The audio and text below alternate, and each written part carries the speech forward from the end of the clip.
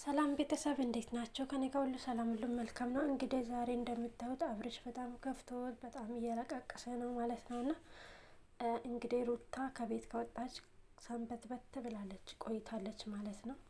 እናንተ አብርሽና ሩታ ደግሞ ቁጭ ብላችሁ አውርታችሁ ነገሮችን በመፍታት ነው እንጂ እያለቃቀሱ ምን በማለት አይደለም።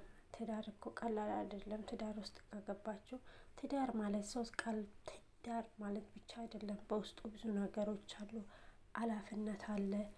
የቤት ኃላፊነት፣ የውጪ በቃ ህይወታቸውን ቀና ደፋ የምትሉበት ነው ትዳር ማለት ነው እንጂ ትዳር ዛሬ ገብቶ ነገ መጣላት አይደለም።